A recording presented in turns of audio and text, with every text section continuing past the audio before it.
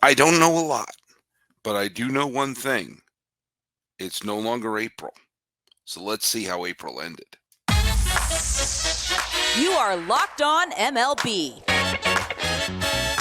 your daily MLB podcast. Part of the Locked On Podcast Network, your team every day.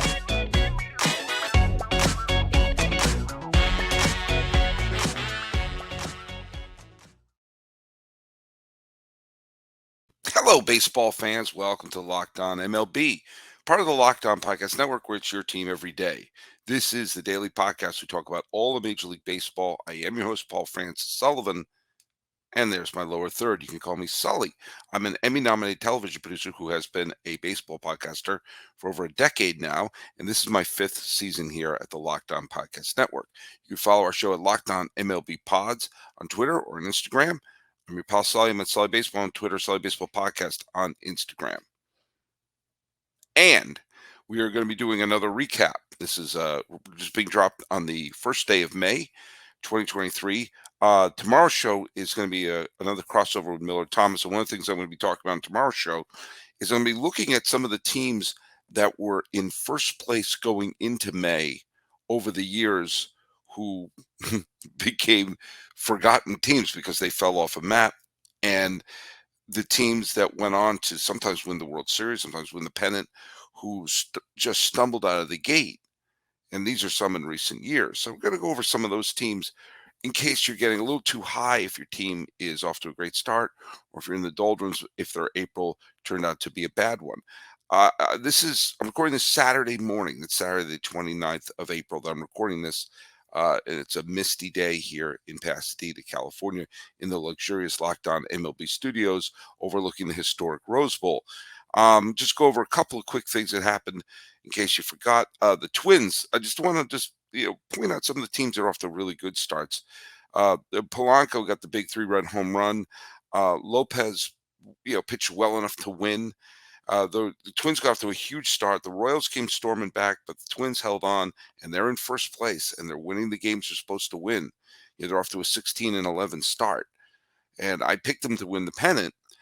I think there's a lot of things that are going right with this team, but don't count out the Guardians because Bieber, with his 7 strong innings against the Red Sox just couldn't get a rally going. They couldn't. Every time they got like a runner, it looked like they were going to get something going.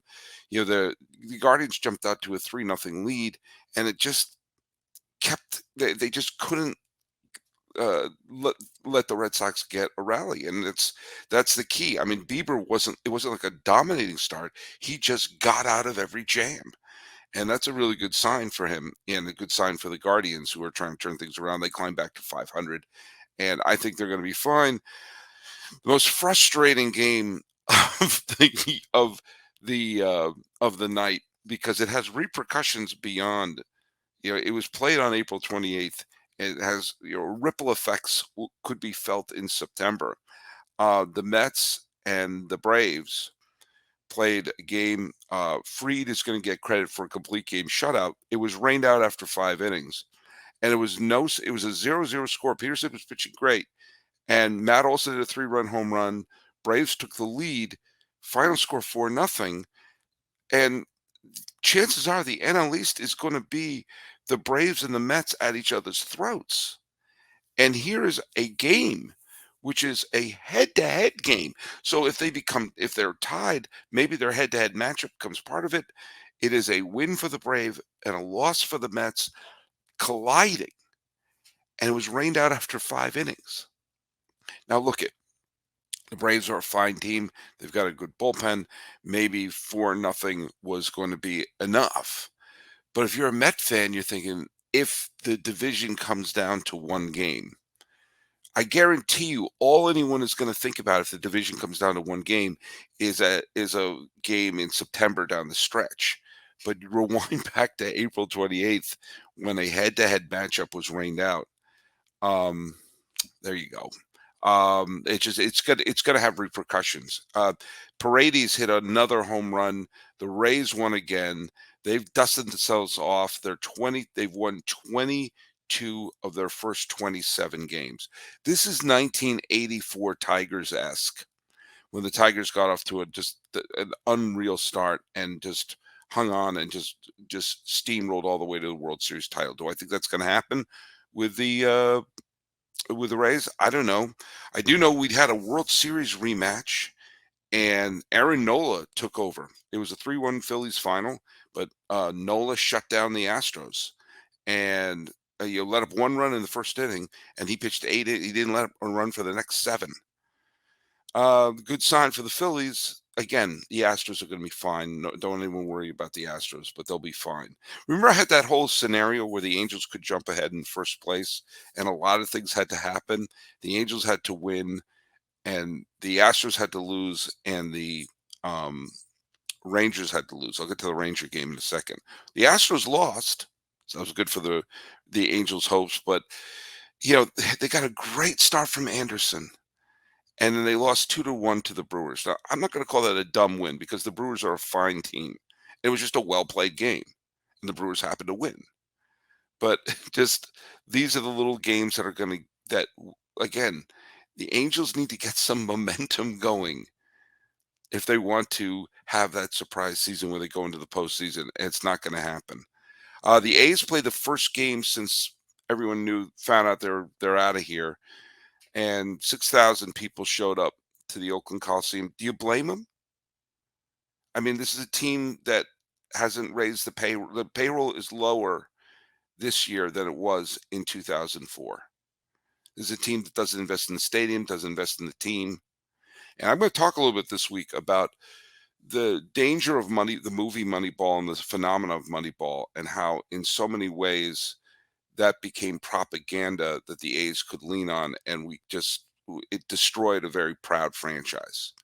And I wish them well in Las Vegas. I still think going to Las Vegas is a disastrous idea. Going to Kansas City didn't work. I thought it was dumb for them to move to Oakland. There were other markets they could have gone to. Now they're going to Las Vegas. Uh, at some point this summer, I have a video that I'm putting together about the fact that why aren't the A's still in Philadelphia? Why wasn't it the Phillies who moved? And I've talked about that before. I've covered a bunch of things. I have to finish that video up there. But I my father used to say you don't solve a problem by creating a problem. I think moving to Las Vegas is creating a problem. Anyway, they lost in a wild game to the Reds. By the way, April is over when you're watching this. The Cardinals have gone, they played like 2 or 3 games in March and then all of April. Okay. We're going into May, and the Cardinals have dropped the first game of every series they've played. It's tough to win a division if every series you're starting off saying, "Oh boy, we got to split the next 2 in order to get a win. We have to win the next 2 in order to get the series win if it's a 3-game series. If you split, then you lose the series." That's one way. They're 10-17, the team that everyone thought was going to win. Let's go back to the main game, which was between the first place Texas Rangers, which sounds weird, and the Yankees. Um, the Rangers won the game. The Yankees don't have Aaron Judge, who had an MRI. He's probably going to miss this series. He'll probably, and I can't speculate despite all rumors. I'm not a doctor, but even Aaron Judge couldn't tell you at the end of the game, whether or not Judge is going to go on the injured list or not. By the time you're hearing this, we'll have heard of the MRI results. But you just saw, I mean, they lost 5-2. Clark Schmidt just got lit up again. Grossman hit a big 2-run home run. They just jumped up to a 5-0 lead, and they just didn't. The Yankees, if you take Judge out of and Judge has not been great this year, by the way. He's been vulnerable, but he's still Aaron freaking Judge. But you take a look at this lineup. Calhoun is batting cleanup. LeMahieu is batting leadoff. Peraza, Cabrera, Cordero, Hicks, I mean, this lineup looks like a split squad spring training game. If I say this is the lineup, this is the Yankee lineup without Judge and without Stanton. DJ LeMahieu, Rizzo, Torres. By the way, Rizzo's off to a good start. Calhoun batting cleanup. Peraza's, who's batting, by the I know batting average isn't the end all and be all, 160 batting fifth. Cabrera batting sixth. Cordero batting seventh.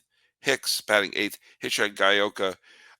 Of the final six batters, the final five batters in their lineup, Cabrera has the highest batting average with 213. Everyone else is below 200. I know batting average isn't the end all be all. There are other ways, other metrics to judge a hitter, but those are, I mean, there's no there, and you take away Stanton, even a slumping Stanton or Judge, at least they force you to throw strikes to the early batters.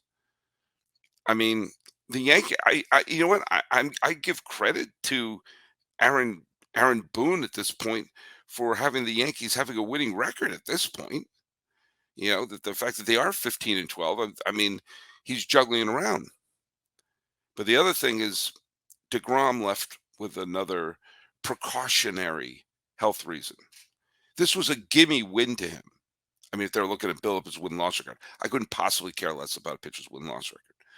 But they took him out in the fourth for precautionary reasons. Remember when everyone was giving me guff about saying, I got Ranger fans all over me when I was saying you can't rely on Jacob DeGrom to be an innings eating ace. He hasn't been for a while. He's been on the he's done time on the injured list in 2018, 2019, 2020, 2021, 2022. I detected a pattern. And when he's healthy and when he's on the mound, he is the best pitcher in baseball. I understand that. But if you hired him to be your innings eating ace, he's not the guy. And I had the Ranger fans are so mad at me. One of them wrote to my boss to try to get me fired for saying it. I swear to God that happened. He did it via Twitter, so it's public knowledge. I'm not saying to get to school. But here we are. I'm recording this in April, and there have been multiple starts that he's had to be taken out of for injury precaution reasons. I want Jacob DeGrom to have a full season. Baseball is better with a full Jacob DeGrom season, and I love the Rangers being in first place. I love surprise winners, and I love me some Bruce Bochy. But I wasn't wrong. I want to be wrong. I see no evidence of me being wrong at this point. But hey, Rangers, you want the good news? The Rangers won. And with the Astros loss, that means with the Astros loss and the Angels loss, that means that the Rangers are going to go into Sunday at least tied for first place. Worst case scenario. Well, let's see what happens on Saturday. Hey, if you're like me, you want to make healthier snack choices, but you don't want to compromise on taste. I've got just the right thing for you. Built Bars and Built Puffs. Built Bars are healthy and they always taste amazing. They're fantastic and they're good for you. You got to try it. But what makes Built Bars so good? Well, for starters, they're covered in 100% real dark chocolate. That's right, real chocolate. They come in great flavors: churro, peanut butter brownie, cookies and cream. I'm not sure how Built does it, but they do it. They taste like a candy bar while maintaining amazing macros. And what's even better, they're healthy. They're only 130 calories, 4 grams of sugar, and a whopping 17 grams of protein. And now you don't have to wait to get a box in the mail like you used to, because you can go to your local Walmart or Sam's Club and you can get your specialty flavors at built.com. That's right. Head to your nearest Walmart and pick up a 4 box of cookies and cream, double chocolate, coconut puff right at the pharmacy section. Or you can go to Sam's Club, get one of those 13 bar boxes in flavors like brownie batter puff or churro puff. You can thank me later. They're Built Bars. And you know how the song goes: Built Bars, they're still good. This show is sponsored by BetterHelp. It's easy to get caught up in what everyone else needs from you, and you never take a moment to think about what you need for yourself. I try my best to give you all the best podcasts I could do, and I have a job of which I teach lots of children, and believe me, there's a lot of pressure in my work and everything.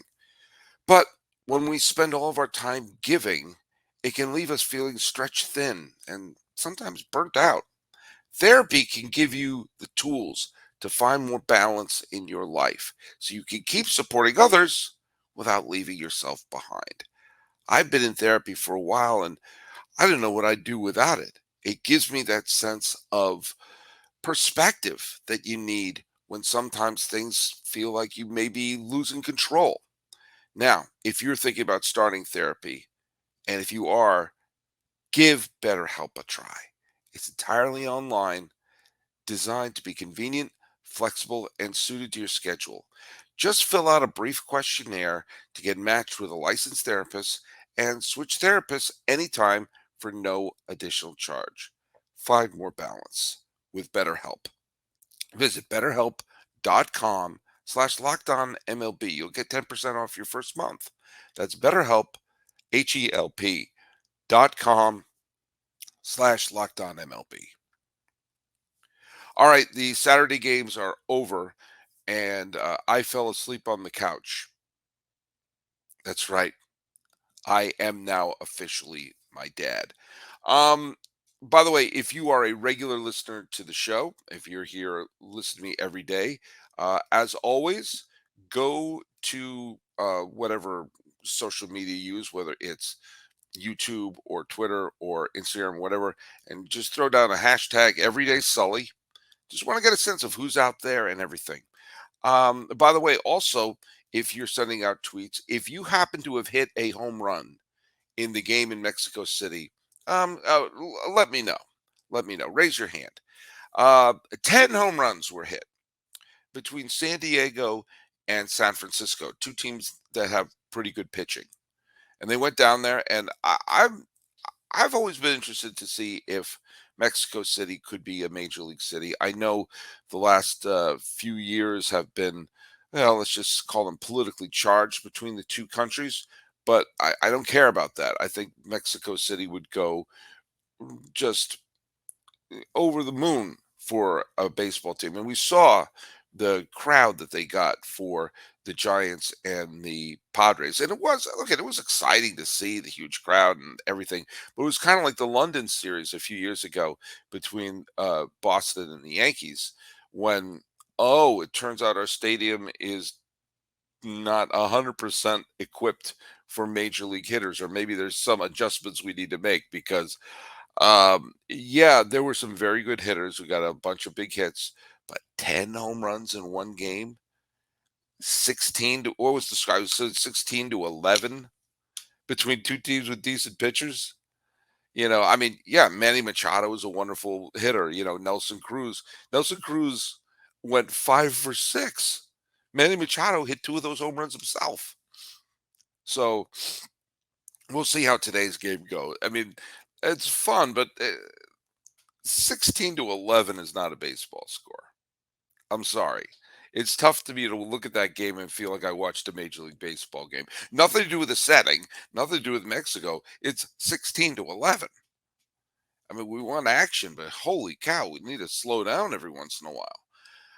There were a couple of games that happened the other day that were the mirror opposite of that. But heck, it's fine. It's a fun series.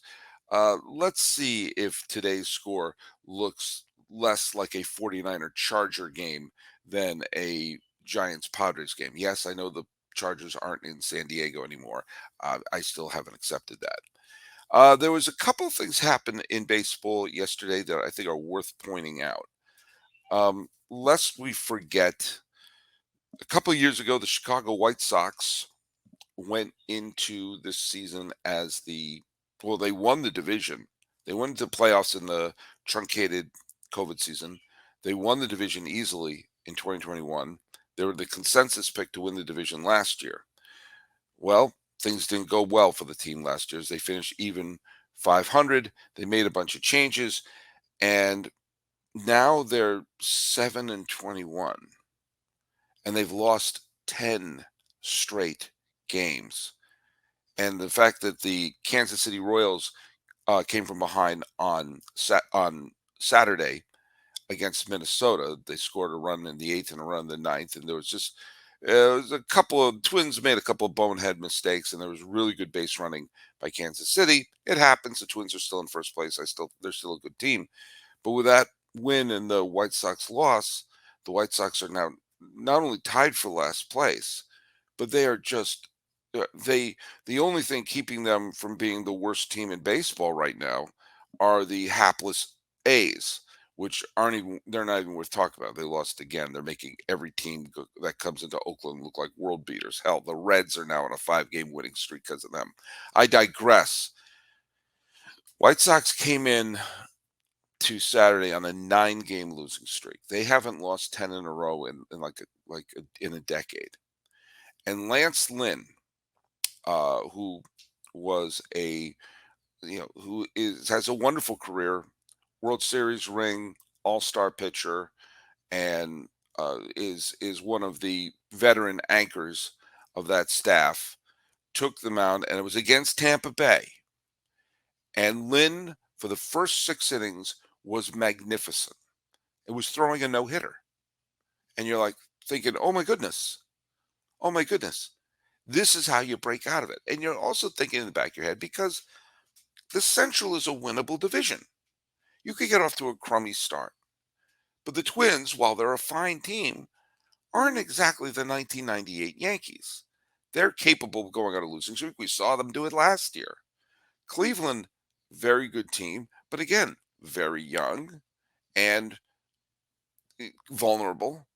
And Kansas City is a mess. Detroit's not really there yet. This is still a division that if the White Sox had a turning point and a solid May, as I said, really the first time you look at the standings for real. I mean, I'm doing it now because they're there, but the first time you really have any sort of sense of the team is going to be in the first day of May or first day of June. Sorry, and a good May could pull the White Sox out of the doldrums. A no hitter could pull against the Rays could pull them out of the doldrums.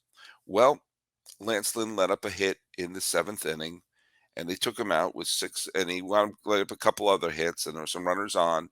So, okay, take him out, give him the standing ovation. And then it happened. The White Sox went from having a potentially season-turning psychological boost of a no-hitter to allowing 10 runs in 1 inning. The Rays turned, oh, we're being no hit, we're being shut down, to an absolute blowout. From a no hitter in the 7th to a 10 spot in the 7th. Final score, if you just looked at the scores, 12-3, the Rays blew the doors off the dump. They were being no hit into the 7th. And the White Sox collapsed so badly that this is a gut punch. This is one of those moments where, like, oh my God, what are they? Because now they're on a 10-game losing streak. And I said it's never the wrong time to go on a 7-game winning streak. It's never the right time to lose 10 in a row. I don't know what's happening with the White Sox. This has to be the gut check time. This has to be the moment where they look in the mirror and say, if we want to salvage anything with this year, then it has to start now, the final day of April, because they have to have a good May. Because if they have a lousy May, then start chucking bodies over the side and rebuild. Abreu already skedaddled. Start taking a good hard look at this team and say, who can we get for who? Because this is just yesterday was a catastrophe. By the way, one of the best stories you can imagine, and is making his first ever start. He had made some relief appearances. Easton McGee, which sounds like a fake name. It sounds like I can't remember someone, and so I don't know that guy over there, Easton McGee. Easton McGee locked antlers with Kevin Gausman, who's one of the best pitchers in the American League, and took a no-hitter into the 7th inning. Finally let up a hit. And of course, they have to remove him instantly. If the minute your no-hitter is over, you have to be removed. That's the new law. I didn't realize that. And the the Mariners wound up losing that game. And by the way, never a wrong time to have. There's never a wrong time to have a 6-game winning streak, which is exactly what Toronto has right now. But think about it. You had 2 pitchers yesterday take no hitters into the seventh inning, and both of those teams wound up losing the game. That's surreal. That's just surreal to me.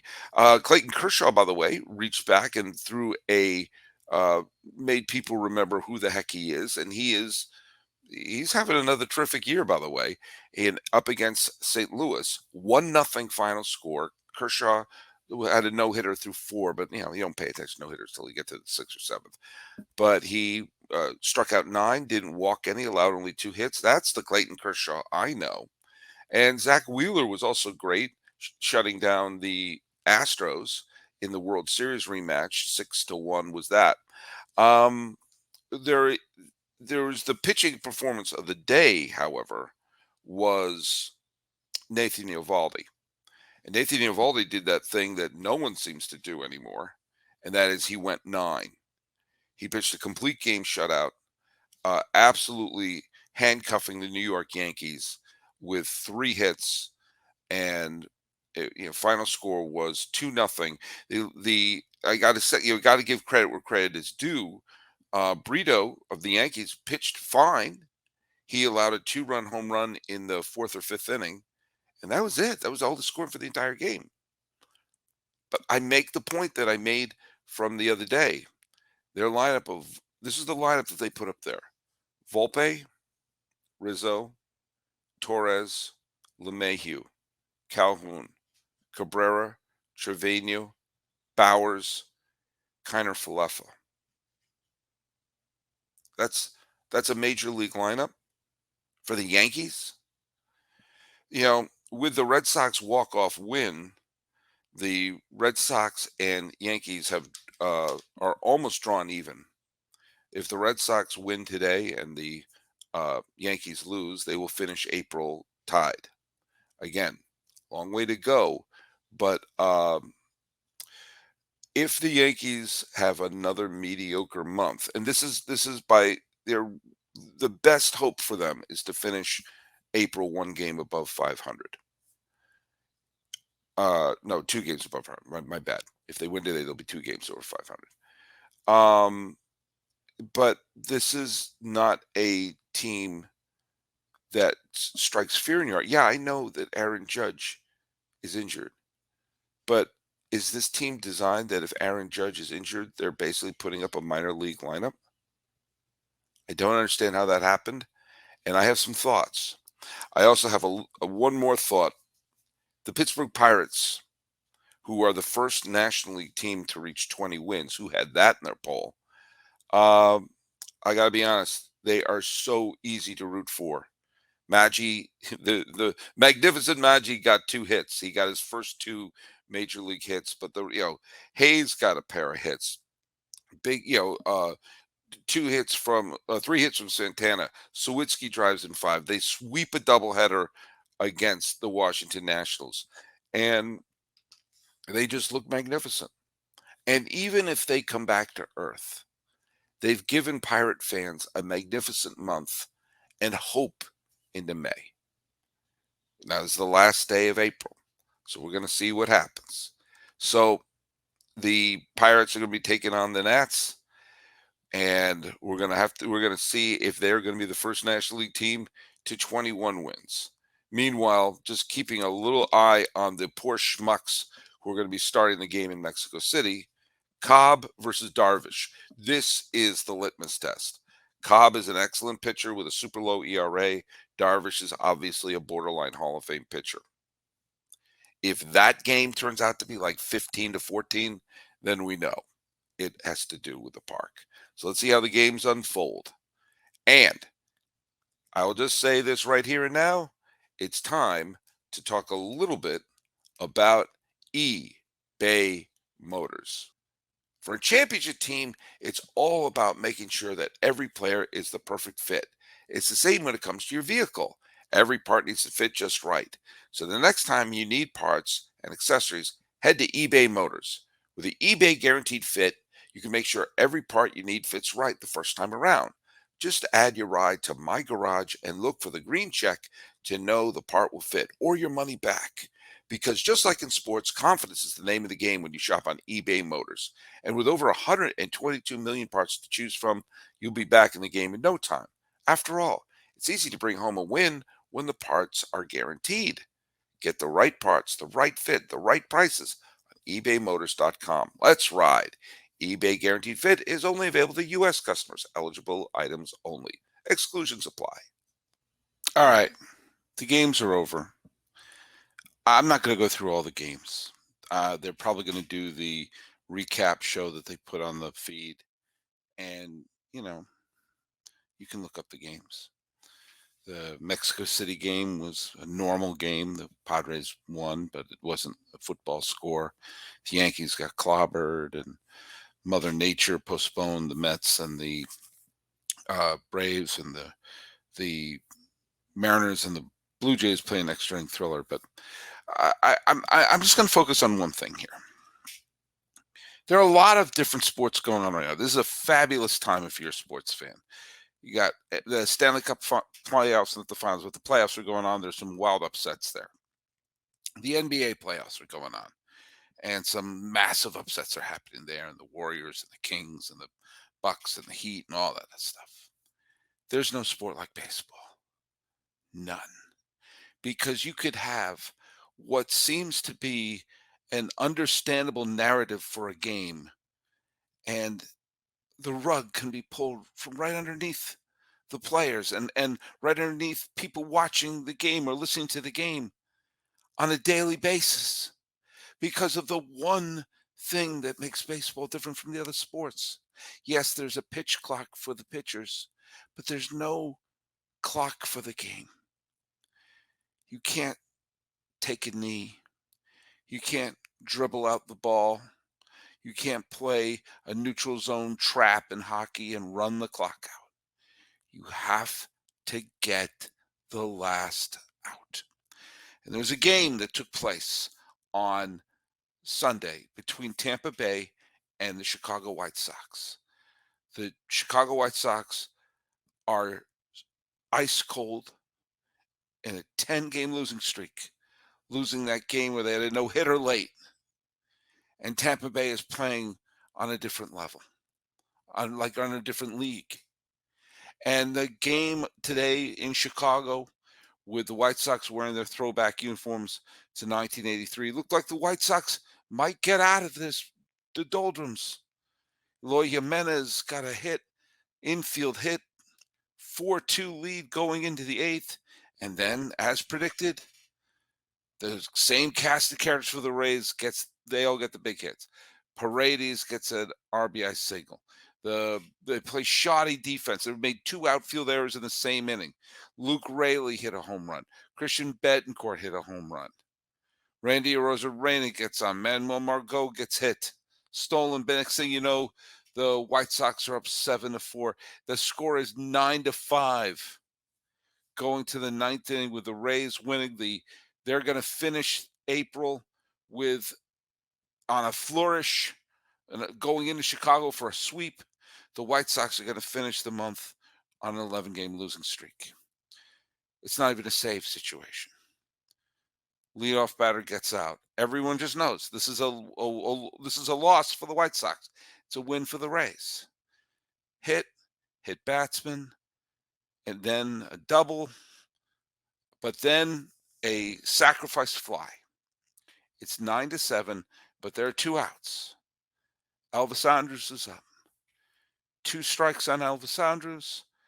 The White Sox are 1 strike away from making an 11-game losing streak to the best team in baseball. But Elvis Andrus gets a hit. Suddenly it's a 1-run game. Sosa comes up. He gets to 2 strikes. He gets a hit. The White Sox bring in a reliever. And Adam Hesley comes up. He gets to 2 strikes. 3 straight batters on the coldest team in baseball against the best team and hottest team in baseball. 3 straight batters get to within 1 strike of ending the game on a loss.